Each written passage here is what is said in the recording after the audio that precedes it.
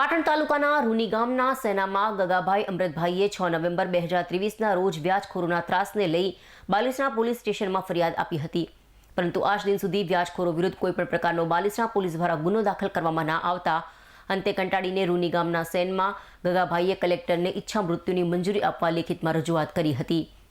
ઈચ્છા મૃત્યુની મંજૂરી આપવાને લઈ આપેલી અરજીમાં તેઓએ લેખિતમાં જણાવ્યું કે સિદ્ધપુર તાલુકાના કાલેડા ગામના રબારી ભાવનાબેન સાગરભાઈ, અમદાવાદના પીસાબેન ધીણોજ ગામના રબારી મહેરભાઈ અને અમદાવાદના રબારી કેવલભાઈ પાસેથી વ્યાજે પૈસા લીધા હતા, ત્યારે તેઓની મૂડી અને વ્યાજ પાછા આપવા છતાં પણ રૂની ગામે આવીને અરજદારને જાનથી મારી નાખવાની વારંવાર ધમકી આપતા હોવાથી તેઓએ કંટાળીને ઈચ્છા મૃત્યુની મંજૂરી આપવા કલેક્ટરને લેખિત રજૂઆત કરી હોવાનું જણાવ્યું હતું। મારો વ્યાજખોરોનો ત્રાસ છે, મને મારી નાખવાને લોકો ધમકી આપી રહ્યા છે।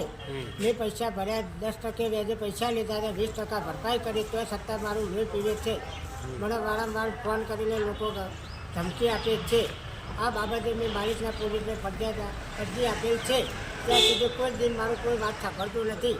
બીજ જમાદાર એફઆર ફાળવા દઉં તો મને ધમકાવી પણ કાઢી જ છે, કોઈ મારી વાત સાંભળતી। એસપી સાહેબને હું રૂબરૂ મારી માલ ભાઈને અમે ત્રણે મળી ગયા છે। એસપી સાહેબે પણ રૂબરૂ ફોન કર્યો હતો કે બેન મને એફઆર ફાળો, મને તો બોલાવીને મને કીધું કે તમારા સાક્ષીને પણ ધમકાવે છે આ લોકો। કોઈ મારી વાત સાંભળવા માગતું નથી। અમે ગરીબ લોકો છીએ, અમે 10,000 રૂપિયા ભાવનાબેન પાસે લીધેલા હતા, બરાબર। તો મેં ભરપાઈ કરેલી હતી 20% વ્યાજ સાથે, બરાબર। હજુ સુધી મારે 5 લાખ રૂપિયાની માગણી કરેલ છે। પીડા નંબર 2 પીસાબેન, એમની પાસે 20,000 રૂપિયા મેં લીધેલા હતા, મેં પેલી એમને ભરપાઈ કરી દીધી પૈસા, તે પણ હજુ મારી પાસે સત્તા માગણી કરે છે પૈસાની। પછી મેહરભાઈ ધીણોજમાં એ પણ મારી ધાક ધમકીઓ આપે છે, મને મારી નાખવાની ઉપાડવાની પણ ધમકીઓ આપી રહ્યા છે।